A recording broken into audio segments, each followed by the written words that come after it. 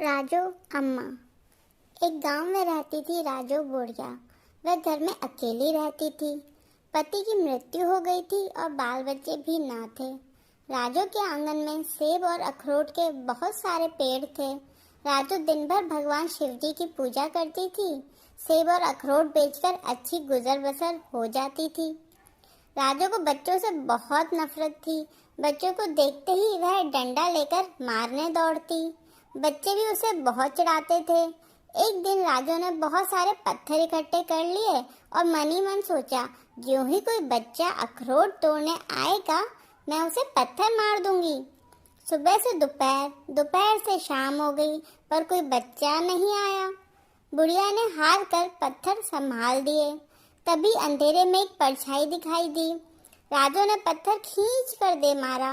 पत्थर ठीक निशाने पर लगा। वह बच्चा अखरोट चुराने आया था। माथे से बहते लहू को पोंछकर वह वापस चला गया। राजू को बहुत खुशी हुई कि चलो एक दुश्मन तो कम हुआ।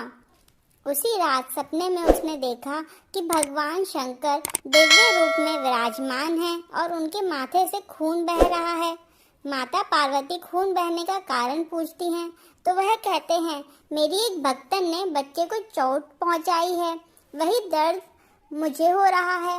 वह मूर्ख यह नहीं जानती कि बच्चों में ही ईश्वर का निवास होता है, वे ही भगवान के रूप हैं। यह सपना देखते ही राजू की आंखें खुल गईं। उसे बहुत पश्चाताप हुआ। मारे दुख के वह बीमार पड़ गई।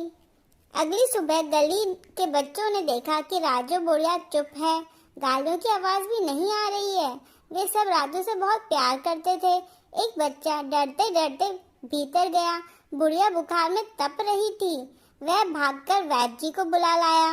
कोई अपने घर से खिचड़ी बनाकर लाया तो किसी ने घर की सफाई कर दी। राजू चुपचाप बिस्तर पर पड़ी आंसू बहाती रही।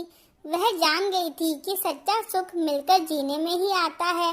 वे बच्चे जो कल तक उसे चिढ़ाते थे आज जी जान से सेवा कर रहे थे। कुछ ही दिनों में राजू भली चंगी हो गई। हाँ, अब वह राजू बुढ़िया नहीं रही थी। सभी बच्चों से प्यार से राजू अम्मा जो कहने लगे थे।